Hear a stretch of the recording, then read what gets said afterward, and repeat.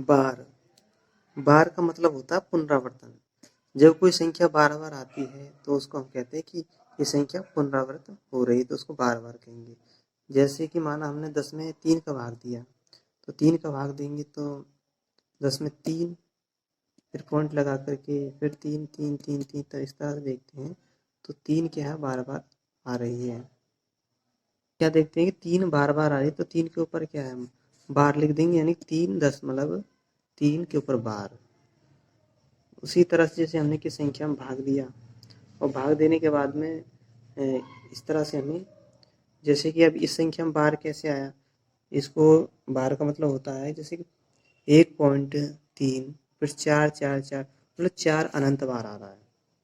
4 क्या अनंत है, तो 4 को हम किसे 4 बार लिख देते हैं, यानी कि बार बार आ रहा, तो 4 के ऊपर बार लिख देंगे। 3 नहीं आया तो 3 के ऊपर बार नहीं लिखेंगे।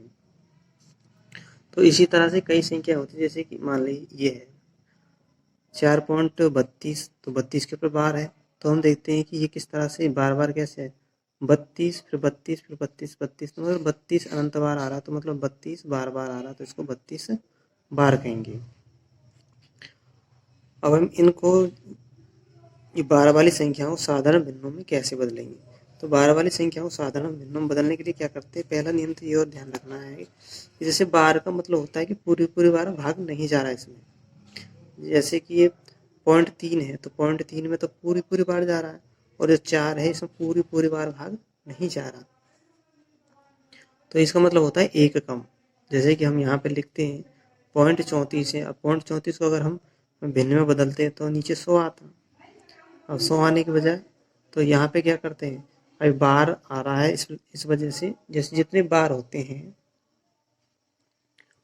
उनकी जितनी बार के ऊपर बार के नीचे जितनी संख्याएं होती हैं उनको 9 से व्यक्त करते हैं, 9 लिख देते हैं। तो जैसे 4 बार है तो हमने 4 का 9 लिख दिया, नीचे 9, और 10 और फिर 3 के ऊपर बार नहीं है, तो मतलब पूरी पूरी बार है, तो इसके बाद हम 0 लगा देंगे। अब 34 है, 34 में से जिस संख्या के ऊपर बार नहीं है उस संख्या से पूरी संख्या को घटा देते हैं, तो 3 को घटा दे 31/9 आ जाएगा। अगर यहाँ पे 3 की जगह पे 6 होता तो 34 में 6 घटाते, 3 की जगह पे 7 होता तो 34 में से 7 घटा देते। इस तरह से अगला एग्जाम्पल देखते हैं, इसमें क्या है, जैसे कि 0.0322, तो इसमें 322 के ऊपर बार है, मतलब 3 संख्या के ऊपर बार है, तो हमें क्या 3 बार 9 लिख लेंगे, 1 2 3 9 लिख लिया। अब यहाँ देखते हैं कि जो संख्या है 0 है, 0 के ऊपर बार नहीं है, तो जिस संख्या के ऊपर बार नहीं है उसी को घटाते हैं, तो 322 में से हम 0 घटा देंगे, तो 0 घटाएंगे 322 ही आएगा। अब यहाँ देखते हैं कि जो एक संख्या है उसके ऊपर बार नहीं है, तो जिस संख्या के ऊपर बार नहीं है उसको हम 0 लिखते हैं, क्योंकि पूरी पूरी बार भाग जा रहा है तो इसका 0 लिखेंगे। इसमें क्या है 4.32 और 32 के ऊपर बार है, तो दो संख्याओं के ऊपर बार है, तो हम 2 बार 9 लिख देंगे नीचे बटे में, और दशमलव है तो दशमलव का क्या करते हैं, भिन्न में आती है या फिर प्लस में कर देते हैं इसको, और 32 है तो 32 का 32 लिख देंगे। कोई संख्या है नहीं घटाने के लिए तो इसको ऐसे छोड़ देते हैं। अब जैसे यहाँ ये संख्या, अब इस संख्या में क्या करते हैं, जैसे कि 423 लिखेंगे ऊपर, और उसमें से हम 4 को घटाएंगे, और नीचे 2 बार 9 लिखेंगे और फिर 0 लगा देंगे 4 का। तो इस तरह से हम देखते हैं। तो यहाँ हमने देखा कि 2 के ऊपर बार 2 बार 9 लगा दिया, 4 के ऊपर बार नहीं तो 4 का हम 0 लगाएंगे, और 423 है, 423 में हम 4 घटा देंगे, 419, ये हमारा आंसर आ जाएगा।